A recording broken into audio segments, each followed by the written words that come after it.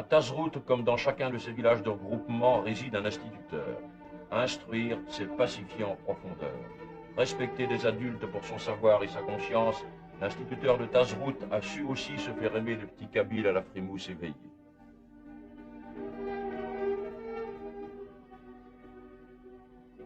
Et dans la classe fraîche, tandis qu'au dehors le soleil écrase tout de son poids de feu, on entendrait les mouches voler.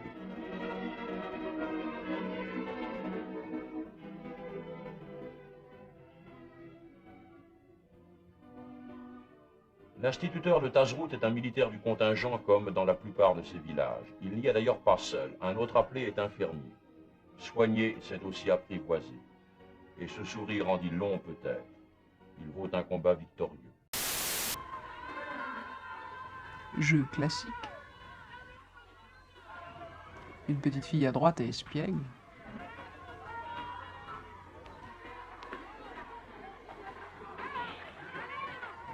Et voici le folklore.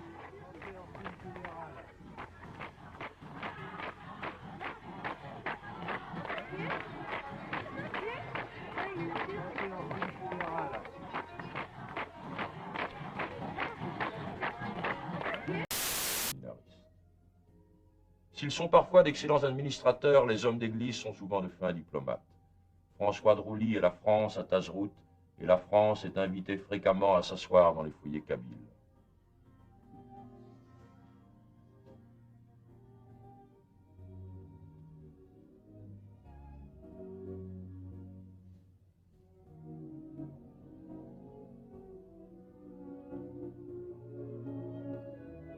Enfin, nous allons voir l'instituteur dans l'exercice de son métier.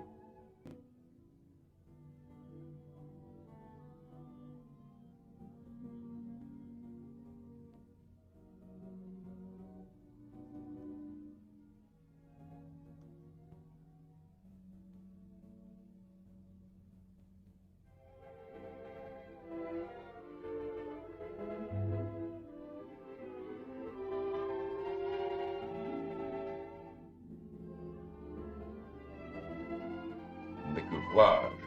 Depuis combien de jours Ali a-t-il abandonné la pratique de l'hydrothérapie, autrement que pour passer un peu d'eau très peu sur le bout de son nez?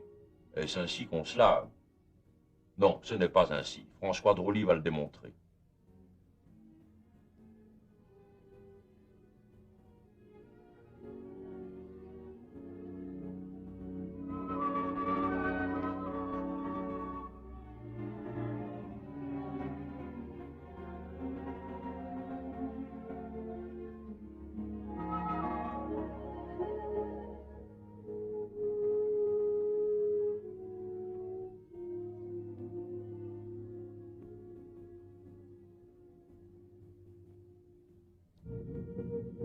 Utile séance de travaux pratiques qui portera ses fruits. L'assistance étant nombreuse, attentive, amusée et dans l'ensemble pas très débarbouillée.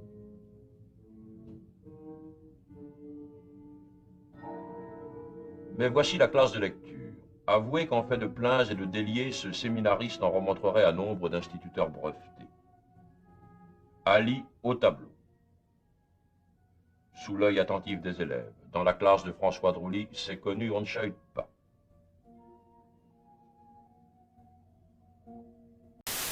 D'assistante sociale rurale. Ces filles, parmi lesquelles on trouve à peu près 2 tiers de françaises de souche et 1 tiers de musulmanes, on les appelle couramment MC, équipe médico-sociale itinérante. Et voici l'MC Mimi Barkat au village de Gourbèche, l'un des 5 fleurons de sa couronne qui n'est pas toujours de rose. Une MC doit savoir tout faire et tout faire avec le sourire. Point d'MC sans la foi, point d'MC sans un cœur gros comme ça. Il faut à ces filles qui par l'âge sont presque des enfants, l'enthousiasme d'une jeunesse intacte, et à côté des connaissances précises qu'exige leur métier, ce pur sourire, qui est comme la fleur de l'intelligence. Mais il s'agit ici d'une intelligence du cœur, la seule au fond. Torcher les mômes sous l'œil étonné de ces mères ignorantes, cela fait partie du travail quotidien.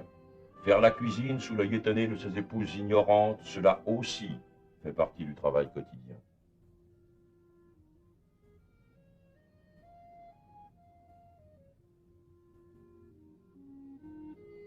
Mais le terrain de chasse par excellence de l'M6, c'est la prime jeunesse. de 5 à 10 ans. L'MC n'est pas institutrice, à chacun son rôle et son métier. Mais il lui appartient d'éveiller chez les gosses le désir de l'école.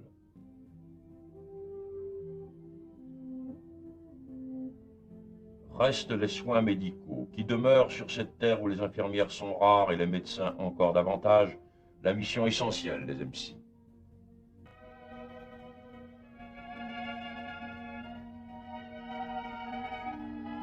Du nouveau-né à cette vieille femme aux yeux atteints, c'est toute la gamme de la médecine de Brousse.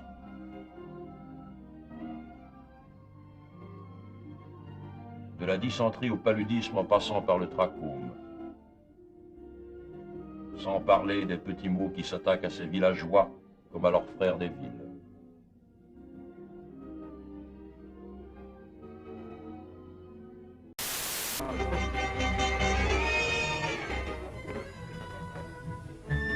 Ici, comme en d'autres centres de Kabylie, la prévoyance française a créé un dispensaire, régulièrement fréquenté par la population, dont la mortalité enfantine se trouve aujourd'hui considérablement réduite.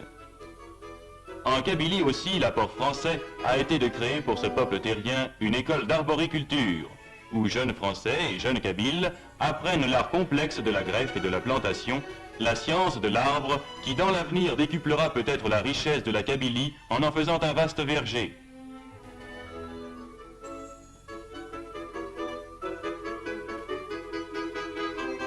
Est réservé aux fillettes kabyles. Chaque jour on les voit, ces fillettes vêtues de cotonnade à la mode du pays. Ces fillettes qui, pour la première leçon, ont appris la propreté physique, à qui l'on donne en même temps l'instruction et un métier.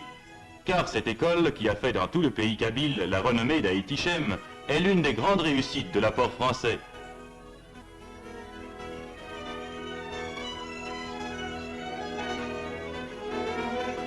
Ces fillettes, une fois sorties de l'école, font prime sur le marché du mariage. Elles parleront français et sauront, selon les meilleures techniques, tisser ces étoffes et ces tapis d'un dessin subtil et d'un art à la fois primitif et compliqué. Mais ces fillettes témoignent aussi de l'importance qu'a prise en Kabylie l'assistance médicale depuis 100 ans. À Michelet, et c'est un exemple entre autres, les fillettes d'Haïti-Chem vont régulièrement subir un examen de santé à l'hôpital Sainte-Eugénie, où le personnel et le matériel répondent aux plus extrêmes exigences.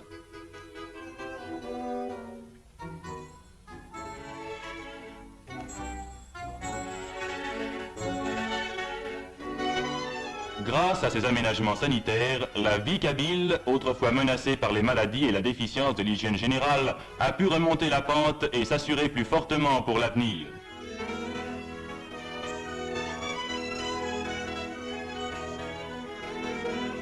La population, si elle a longtemps marqué une certaine répugnance pour les soins de la médication européenne, s'y est maintenant habituée, et hommes et femmes font maintenant très couramment appel aux services installés par l'administration française.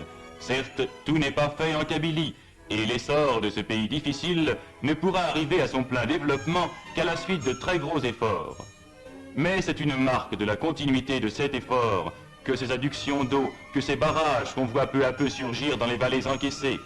Demain, ils permettront de créer dans tous ces villages perchés sur leurs pitons, grâce aux centrales électriques dont certaines sont déjà en action et d'autres en plein achèvement, plus de travail et plus de bien-être.